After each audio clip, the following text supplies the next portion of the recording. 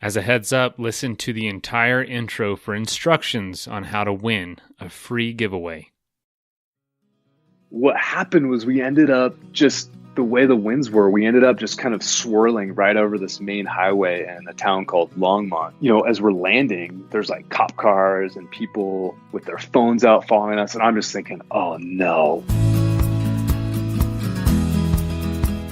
This is the Adventure Sports Podcast, where we talk to athletes, adventurers, and business owners from around the world of adventure sports. Whether you're climbing Mount Everest, starting a bike shop, or getting up off your couch to take your kids hiking for the first time, we want you to have the motivation and inspiration you need to chase that next adventure. The Adventure Sports Podcast is brought to you by Camp Crate, the leaders in fully planned self-guided backpacking adventures, as well as backpacking gear rental. You can check them out at campcrate.net.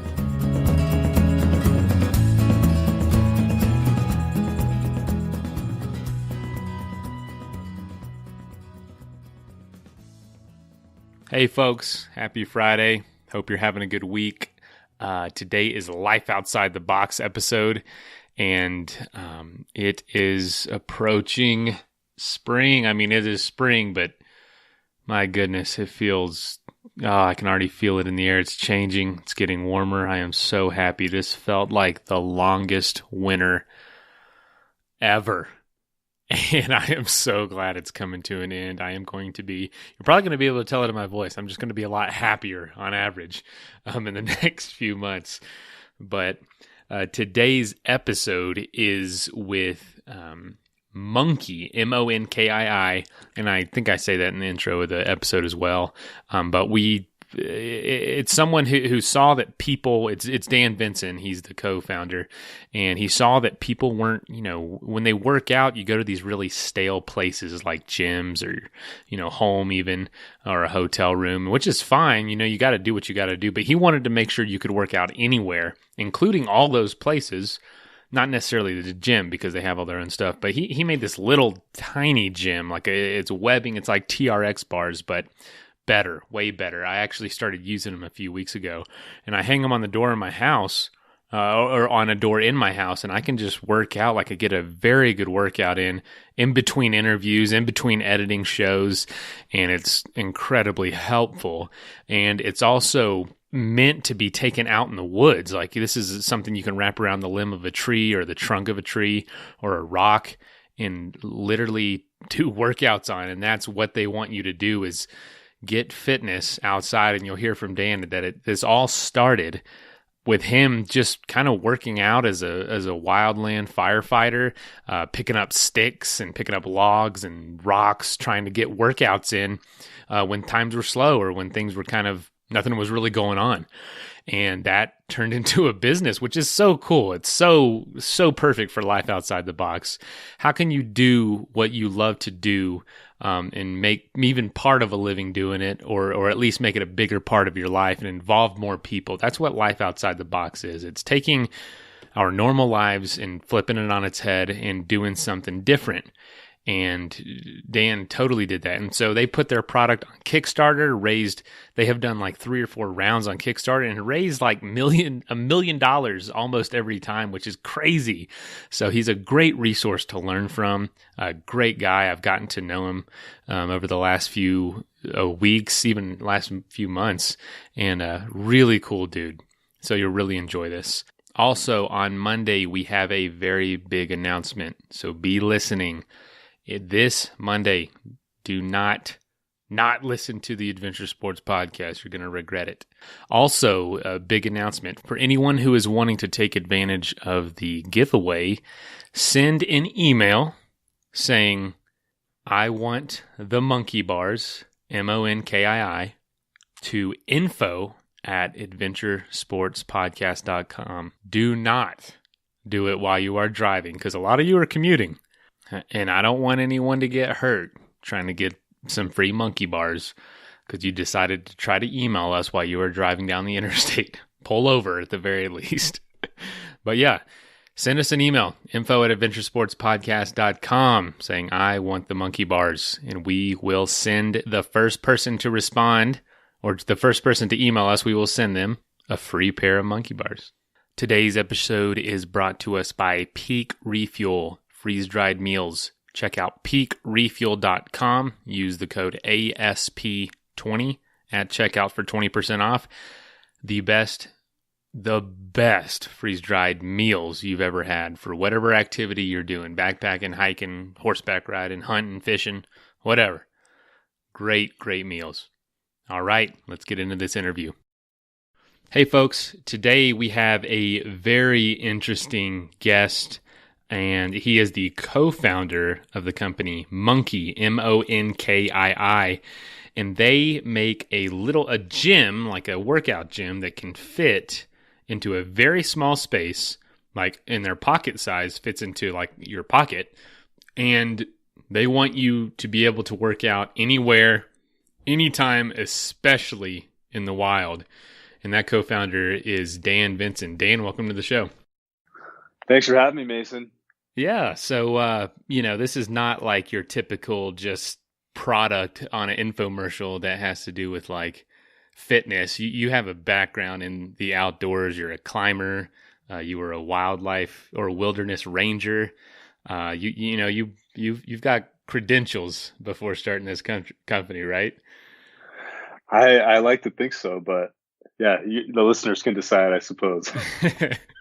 Yeah, man. So, why don't you tell us kind of just where you're from and some of your adventure sports background, as well as your experience with being a ranger. That's really cool. Yeah, it was. So I grew up in the East Bay in California, and just kind of a typical suburban upbringing. Nothing, no major traumas, and had great parents and was very privileged, to be honest, and didn't have a ton of super wild outdoor experiences. We would go up to cabins on the coast and went skiing in the Sierras a few times, but backpacking and camping wasn't like this hardcore family activity. It wasn't something that we did as a family, but I had friends that kind of introduced me to camping, backpacking in middle school, high school. And it was just kind of like, I don't really know exactly what happened, but I just one day I decided I want to go climb a mountain up near Tahoe, and it just about killed me. It was like the hardest thing I'd ever done. It wasn't, looking back, it's like, it was, people listening probably would do it in like a couple hours, but at the time it took me like all day, and, it just felt totally out there. But that was actually with my summer before college. Went to school back east, and I walked on to the lacrosse team out there, and actually got cut my freshman year, walked on my sophomore year. And, that was kind of the start of my, I guess, real deep interest in health and fitness and strength conditioning, because I wouldn't be able to compete at that level if I wasn't fit. I'm not a super big guy, and I was an All-American in high school, but I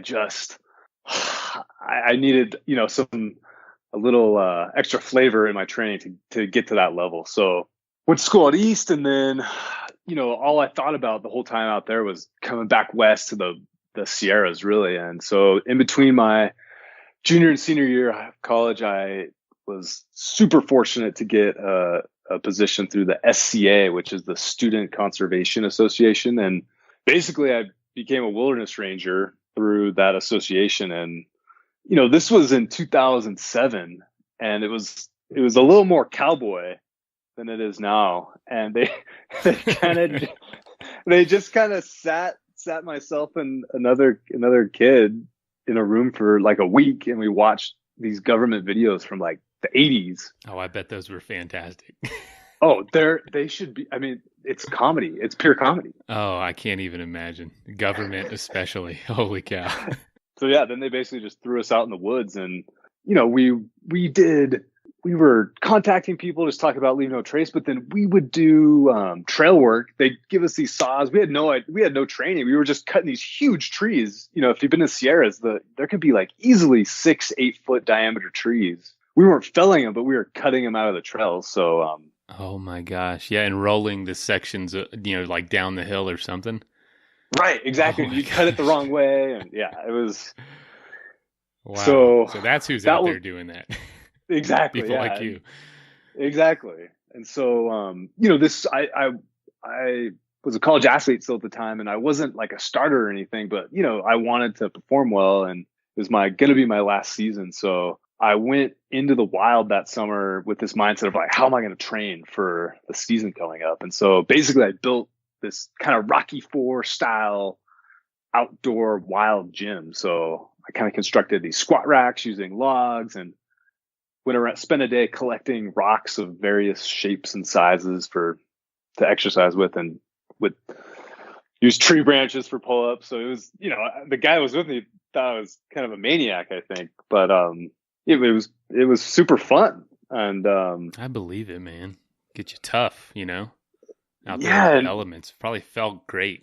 yeah, it just it's so different than being in kind of like a this box gym and the weird smells and grunts. I was staring at the High Sierra at this beautiful meadow, doing my thing. So it was just pure fun. And there's actually so we had this one day where we cut trail all day, which is pretty hard work. And I decided it was a good idea to come back to our kind of base camp and use the wild gym. And then this kid runs into our camp, this huge kid. He's like 6'6", and he just yells, "My mom's having a heart attack." And No way. myself and the other guy's name was James. We look at each other. I just grabbed the first aid kit and started running to the direction of his mom. And, we're at 9,000 feet. I took off and just hit the wall within probably 2 minutes, and had to kind of power hike, jog the rest of the way. But we ended up helivacking this lady with, again, zero expertise in how to do this. And everyone made it out okay. She was fine. And yeah, it was wild. That was stuff like that happened all the time. all the time. Dang. Well, that's not actually true, but it felt like it. You never knew what a day would bring. But good thing you were staying in shape to be ready for all that. Yeah. No, I think I was probably the best shape of my life coming out of that summer. And I actually ended up, who knows if it was the training or just random luck, but I ended up that following season, I ended up actually becoming a starter and getting a scholarship, and actually got to go back to school for kind of a post-grad year, which was awesome. So yeah, the wild is a great place to train. I wish I could do that more. I used to live out in the woods and kind of did, probably not nearly as intense as you or as frequent. I'm not too consistent, but just some pull-ups on some tree branches, man. That's just, there's nothing better. It bounces a little bit. It toughens your hands, because it's not smooth usually. And I don't know, you just feel so good. You feel so connected out there. The birds and like you said, the smells and the breeze. I mean, it's just something about it that feels like home. But, we don't do that too often. We're oftentimes in some cheesy, smelly gym trying to get in shape. Right. And it felt almost like it was weird that the workout kind of became an adventure, in a strange way. So that's kind of been a mantra that's taken us, to Monkii. So, man, that's awesome. So is that as outdoors where you came up with your infamous hot air balloon workout? And what is that? So I moved out to Colorado in 2013, and my co-founder, David, we went to college together. We fought fire together. We've been best friends for like over a decade. And I moved out here. He was in grad school, and we were actually working on a totally different business idea. It was called the Wild Gym, that was really more of a direct outgrowth of that summer in the wild. So it was basically going to be these outdoor gyms for like communities and city parks and schools that were kind of this updated version of the old park courses folks might have seen that are, it's like stations around a track or a lake or something, where we thought we could kind of upgrade those. But basically we worked on it for 6 months with this one city, and they backed out, and we were super bummed. But I don't know why we came up with the idea, but I know why it was. It's because we were going to do a Kickstarter for monkey bars. So we'd come up with monkey bars kind of in the background, and we were going to do a Kickstarter. So we were going to make the video. We thought it'd be cool to basically set them up underneath the hot air balloon, fly up in the air, and film, a workout underneath this hot air balloon, because we were kind of going for this workout anywhere mantra. And So you hung from the hot air balloon yeah, by so the monkey we bars? yeah, so we and what's crazy is like I can't believe they let us do it, to be honest, because I did all the rigging. And I have a background in rock climbing, so I understand anchors and all that, but I was just kind of clipping into things that look strong, in this basket of this hot air balloon. Who knows how safe it was, but basically we built like a climbing anchor, and then my David, co-founder, he belayed me once we gotten 1,000 feet or so up. He belayed me off, and he lowered me so I could grab onto the bars, and then for like an hour I was just ripping on them, doing pull-ups and muscle ups and front levers and just dips, whatever I could think of. And Yeah. what happened was we ended up just the way the winds were, we ended up just kind of swirling right over this main highway in a town called Longmont, Colorado. And, as we're landing, there's like cop cars and people with their phones out following us. And I'm just thinking, oh no, like we broke some law. I just didn't even think about it. This was 2013. So we land, and the officer was there. He kind of just laughed and drove off, and some news folks showed up, and we did a quick little interview. But then like a couple hours later, I was at work, and David calls me and says, dude, look at the Huffington Post. And we just blew up all over the internet. It was like weird news. Wow. For like 15 minutes of fame type of thing. So was that in conjunction with your Kickstarter campaign? Well, what's funny and unfortunate is we never actually the video did end up being as a part of the campaign, but we didn't get to leverage that publicity. It was like the perfect PR stunt, but we had no website. We were we just had ideas. Right, so it was right. Oh man, that's wrong timing. That's too funny because that's a great PR stunt, honestly. But when it's not already, I'm sure you were like, "Oh crap!" Really deflated you. Right. No well, it's just intended. like you couldn't plan that, No, not at all. Wow, man, that's crazy. I know, it was wild. So why don't you just explain what exactly monkey bars are? Because I think people are probably picturing like what's in the playground as a kid, Right. Right. which I'm sure you get a lot. But what are they, and why are they different? Yeah, so we have two products. So monkey bars they're basically like a more portable version of gymnastics rings. So it's 2 bars, and they come with 2 pucks of webbing, and they also have foot straps. And we manufacture all our stuff in the US, and our webbing is sourced from I don't know for sure, but I'm highly confident they make some of the climbing webbing for these high-end companies. So we have really strong webbing. But so monkey bars are kind of this super portable version of gymnastics rings. So they're super unstable, and the bar basically rotates amongst 2 planes. So, if you imagine holding yourself up in like a dip support, or even like just holding them and doing a push-up, it's like you're in an earthquake or having a seizure. I mean, they're very unstable. So they're kind of like this advanced version of body weight training. And then Pocket Monkey, we just released this last summer, and we started shipping the last couple of weeks. So Pocket Monkey is kind of like the toned down version. So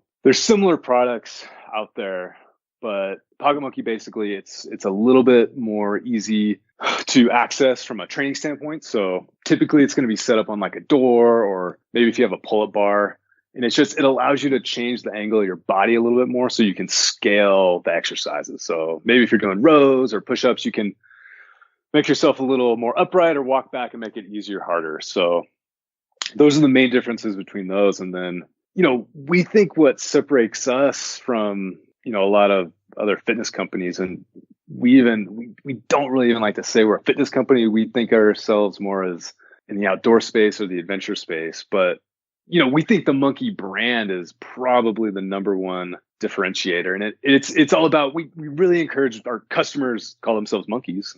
We also like to call them monkeys, but, it's about adopting this monkey mindset of, we're 30, David, the co-founder, and myself, we're just kind of normal 30-something-year-old guys. We have that same suck that everyone else has. So, some examples are, when we travel, everyone's probably seen the underwhelming hotel gym. Monkeys, when they travel, they turn their hotel room into this training center, like a world-class training center.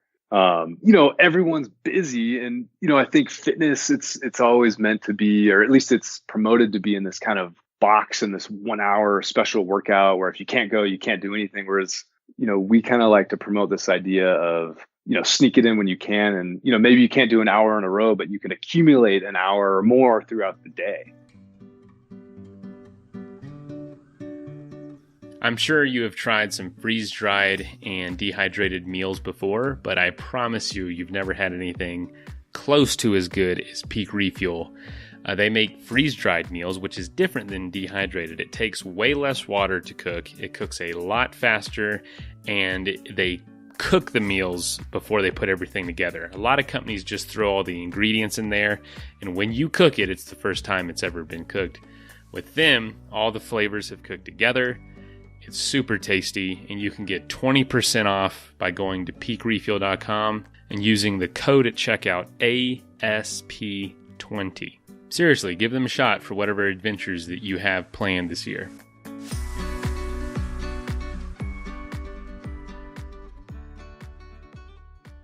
And I have a almost 6-month-old baby girl. She's beautiful, but I'm at home a lot with her, and so I'll use my pocket monkey, set up on the door, do some reps. If I take her for a stroll around the neighborhood, like I think the neighbors I picture them kind of peering out the window, like, what's this guy doing? But I wear this weight vest and push her in the stroller. And then there's like this little park I'll stop at and throw the monkey bars or the pocket monkey over and do a workout. So again, I'm trying to just combine as much movement and just this baseline fitness into my daily life as I can. So yeah. So where'd the idea come from? I mean, the idea came from working out in the wild when you were a ranger. But how did you meet your partner, and how did you guys start coming up with the idea to make it what it is now? Yeah. So we went to school together back east, and after school, we actually moved to Montana and we were on the same fire crew for a season, which was awesome. Oh, wow. And what was that like? Oh man, first of all, you get paid to work out an hour a day. So I loved it. And, man, as like, I was 23, 24, and you're in the woods hanging out with a bunch of cool people, and you'd get the adrenaline rush of like, all right, fire call. The first fire I went on was this huge fire in California. And, we were doing stuff that was like pretty advanced, and I was fresh out of the fire school. So to me, it's like the coolest thing ever. It was a lot of fun, but. So why didn't you continue doing that? Just other things together? Or? Yeah, it's a good question. Because I'd done wilderness prior to fire, and I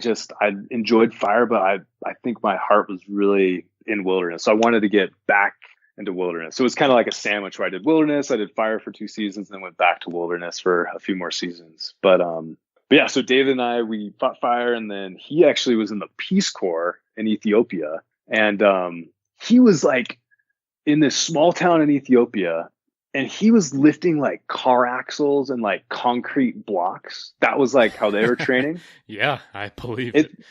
It was badass. And so we'd email, and I was out in the woods, doing my thing. And we just like, gosh, how can we kind of take this concept and, make a business out of it? And we failed at several iterations. But basically Monkey Bars was, how can you take the gym into the wild? And so we think of them as like this tool that kind of can enhance your experience wherever you happen to be. So that was, we came up with the concept in my empty apartment in Boulder. I just moved to Colorado. We went to the hardware store, bought a bunch of random things, and we were just duct taping things together. And kind of had that. It was actually David, if I'm being honest. He had that light bulb moment, and we launched the first Kickstarter in 2014 and have done 3 total. And yeah, we're still around. So it's kind of a miracle, I guess. Man, that's so cool.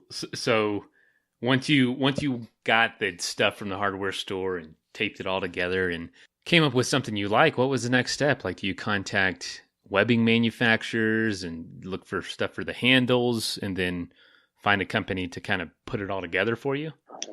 Yeah. So we worked with a couple designers who they made these. The very first version, they were beautiful. They were made of bamboo. They were just sexy. But from you couldn't make multiple you couldn't mass produce them, basically, just the process and all that. So we ended up The first version was made, the grip was maple wood and it had an aluminum core. And then we used this like super thin Spectra line. It was like 2 millimeters thin and it actually fit inside each bar. So all you had was these two bars. It was pretty cool. But man, we hand assembled thousands of these bars. I still have scars on my hands from twisting in the end caps. We put our wives and friends to work. It was ridiculous. Yeah, I'm looking at a picture of those right now. They are pretty. Oh yeah, they were pretty. But so that was the first version. The second version, Monkii Bars 2, they were powder coated aluminum, so that was a little better process. But man, same thing. We ended up in we actually had a co-founder that has since left the company, but we ended up in his garage in August. You know, it's like mid 90s. We're hand assembling these same things again. We had hired a bunch of workers. The postman, his kid came and worked for us. It was just any all hands on deck. So these things are really selling then. Yeah, I mean, we did well on Kickstarter. So that it's kind of a yeah. Why don't you tell us the Kickstarter story? Like, what? Because I know you guys did really well. Can you tell us what that felt like, and did you expect that? So all right. So the first version, 2014, we did 111,000. That was Monkii Bars original. Monkii Bars 2. We launched in 2016. We did just under 1.1 million. And that was like, you know, that is crazy. I knew we could do it. I just believed, I guess, just magic of believing. I believed we could do it, but it was actually more exciting on the day we launched because we did about 120,000 on the first day. Oh my gosh. And that kind of set the trajectory. So that was almost more exciting than hitting the $1 million mark. And then this past summer in 2018, Pocket Monkey did another $1 million on Kickstarter. And it's so funny how you adapt to these things. But you're like, another million. Yeah, well, you know, I don't want to say it's not exciting, but it's like, it was kind of like just get back to work attitude versus like, you know, we're awesome. Like, I think we got a little cocky the first round, and this round was a little more get back to work type of attitude, I guess. So what do you think this product does that's resonating with kind of the fitness world? Because it's really simple. It's like 2 bars and some webbing, and a lot of people are doing it from like the frame of a door. You know what I mean? Like pulling it, right. It's like TRX bar, or yeah, is that right? TRX bands? Yeah, it's similar for sure. Yeah, I think it's the brand and the training. You know, our images, our videos, we don't have a get shredded in 30 days and blast belly fat and tone your buns. You know, that's just not what we're about. We actually are, we have DIY plans and our app's free. So we're kind of more this open source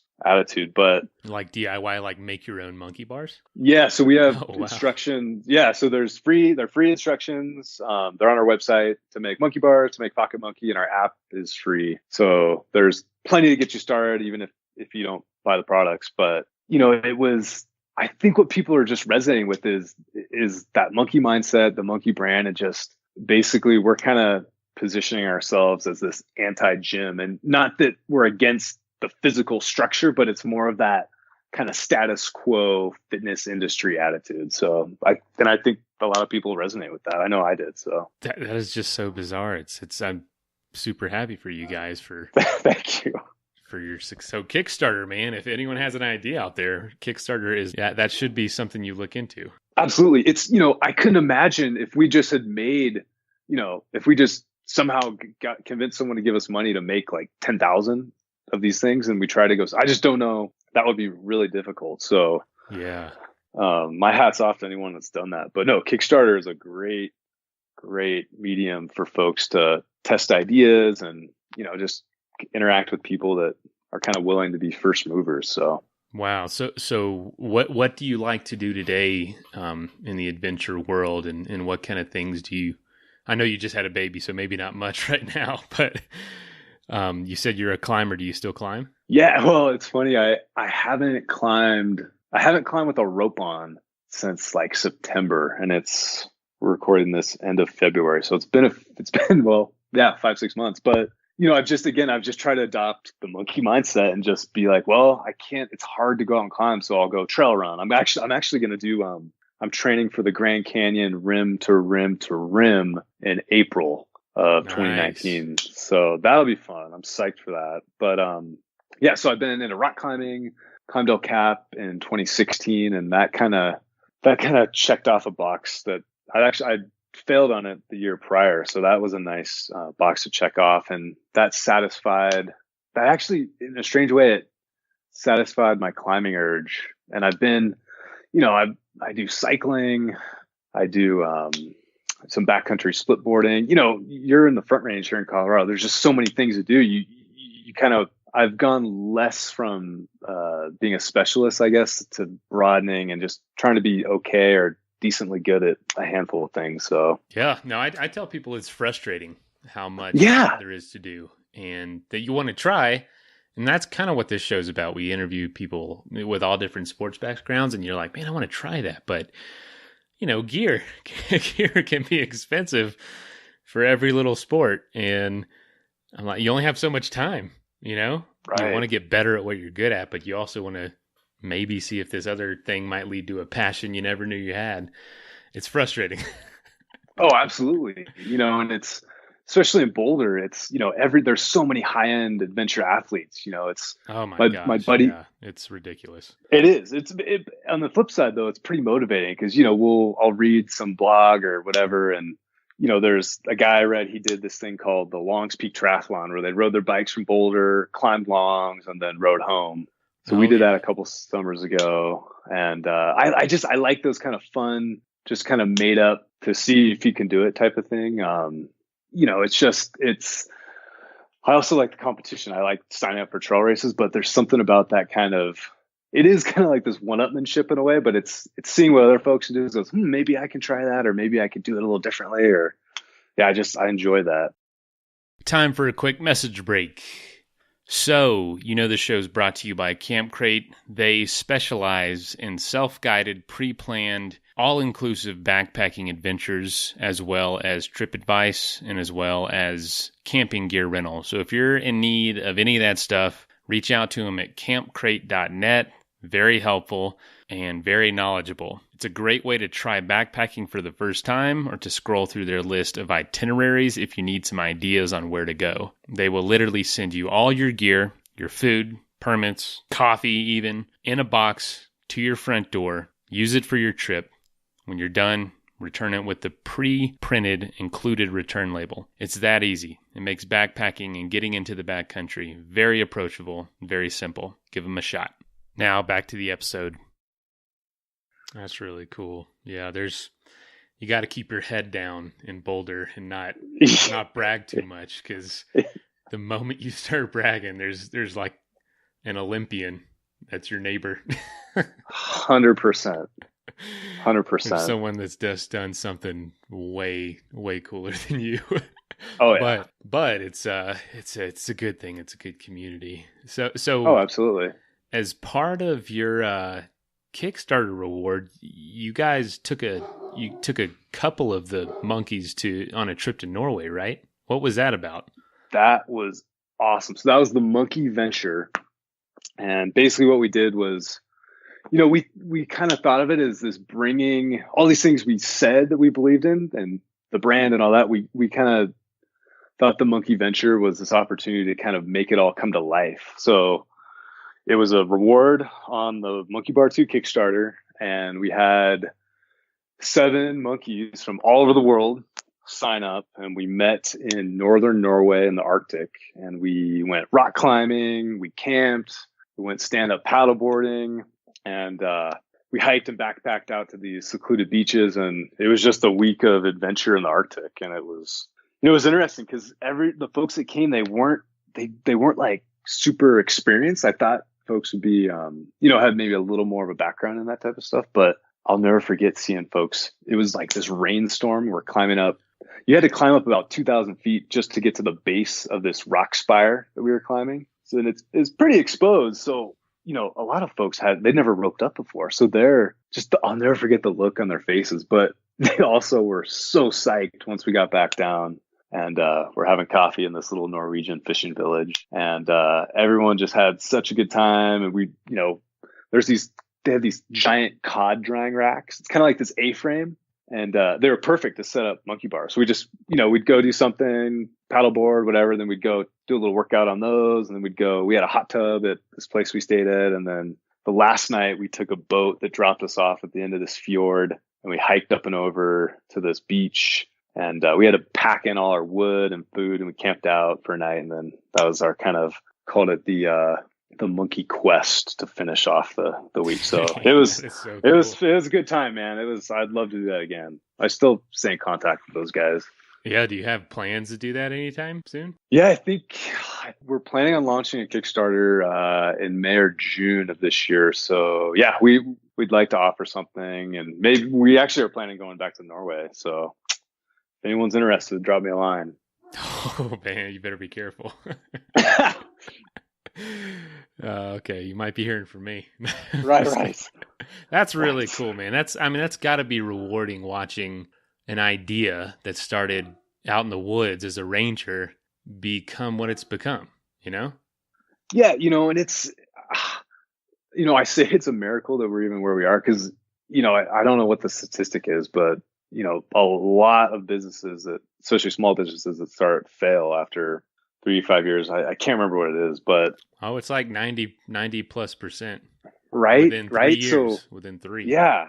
Gosh. So we're super lucky to be where we are, and for that to come to fruition is, it's a miracle. And, David and I, he's in the Peace Corps. I was a ranger. I'd be like down in Joshua Tree after the season had ended climbing, and I'd have to go kind of like pirate Wi-Fi, at 10, 11 at night because of the time change, because he's over in Ethiopia. And we'd be like talking back and forth with all these different business ideas. And I actually went over there and hung out with him for a month, and we climbed Kilimanjaro, and it was so much fun. We'd hike, and then at night we'd just talk, what kind of businesses we could start. And so it has been a journey. It has been difficult. It's one of those things you can only, looking back, it's like, how the heck did we even make it to where we are? But it's super rewarding, and I'm psyched for what's about to come. So dang, man, that is, I was going to ask, so what does the future hold for Monkii and for you? Yeah, we want to keep doing Kickstarters until we can't. It's such a great medium, and everything we've done has been based on customer feedback. So that's the other really special thing is, you get thousands of people telling you what they like, what they don't like, and you can take that and make improvements, make new things, and they're willing to kind of be the guinea pig. So yeah, we've got some products in the pipeline. I don't want to reveal too much yet, but I imagine they're going to be bars with some string on them, something like that. I'm just kidding. Kevlar. No, we're trying to branch out from that a little bit. So yeah, we'll launch some new stuff, and just keep taking feedback and trying to keep becoming better monkeys. Yeah, and I'm going to put a picture of these and some links when we release the show, because if you travel or you don't have a ton of space, which I don't, I have a pretty small condo. I can't have a gym in here, and yet I want to do something that kind of gives me a little more variety than just push-ups and pull-ups. Right. And if I'm traveling and I've got a hotel room, this thing is so small and so compact, like it just could fit right in your backpack, right in your luggage, and you could bust out a gym anywhere you are. So that is, I want people to, I'm sure they can't visualize it through what we're talking about, but I'm going to post some pictures so people can get an idea of what this is, because it's a unique idea, man. It's really cool. Thank you. Yeah, and I love that it started from wanting to be more wild. Right. And we probably use the word wild too much, but our mission is to inspire people to be wild. So wild is a very subjective term. I think it's I don't know if you've ever read a book. It's the Zen and the Art of Motorcycle Maintenance. Mm-mm. I actually didn't finish it, but I remember there was this passage he talks about. He's trying to define like quality. How do you say something's quality or not quality? And their conclusion is kind of like, well, you can't.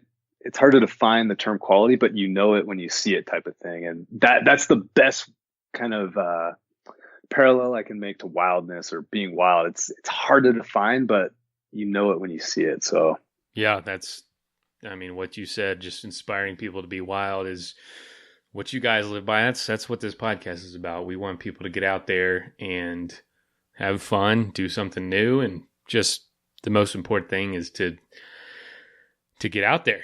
It's you don't know what you're missing until you get out. Absolutely. Dan, thank you so much, man, for joining us. Can you, last thing, how can people find out more about Monkii?